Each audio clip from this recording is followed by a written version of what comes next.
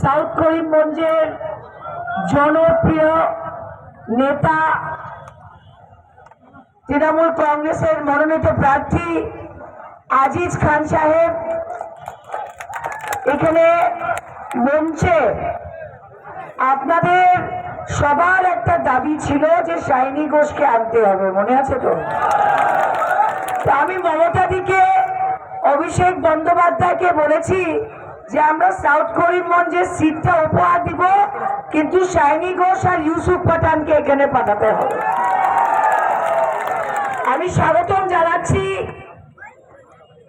সমস্ত দেশের অগ্নিকন্যা। আমি বলবো শাইনি ঘোষ যখন মুখ খুলেন তখন মোদী আর অমিত শাহ পার্লামেন্ট থেকে ভেগে যান। এখানে উপস্থিত আছেন আমাদের আঞ্চলিক পঞ্চায়েতের সদস্য আমার ছোট ভাই ফয়েজ আহমদ। আজকে মঞ্চে উপস্থিত আছেন প্রাক্তন প্রিন্সিপাল সুফিয়ান আহমদ মহাশয়। মঞ্চে উপস্থিত আছেন আবু বকর সিদ্দিকী, প্রাক্তন জেলা পরিষদ। এবং আমি গর্ব করি যে সাউথ করিমগঞ্জের 22 জন জিপি পঞ্চায়েত যারা নির্বাচন জিতে এসছেন, আজকে এরা তৃণমূল কংগ্রেসের সঙ্গে আছে, মমতা ব্যানার্জির সঙ্গে আছে।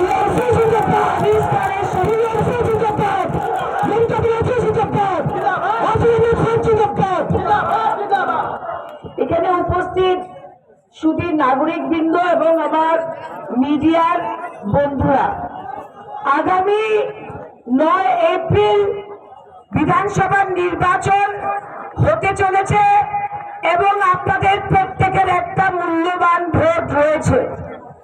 আপনারা 9 তারিখের আগে বিচার করবেন যে কোন প্রার্থীর কি ইতিহাস, কোন দলের কি ইতিহাস, এবং কোন প্রার্থী আর দলকে 9 তারিখে ভোট দিলে আপনারা আশা করতে পারেন যে আগামী 5 বছর সাউথ করিমগঞ্জ উন্নত হবে, যে সাউথ করিমগঞ্জের মানুষ ওদের দুঃখে সুখে আগামী 5 বছর কাকে পাবেন।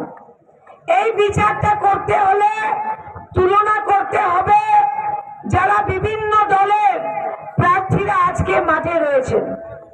আজকে এই প্রতিদ্বন্দ্বিতাতে আছেন আমাদের প্রার্থী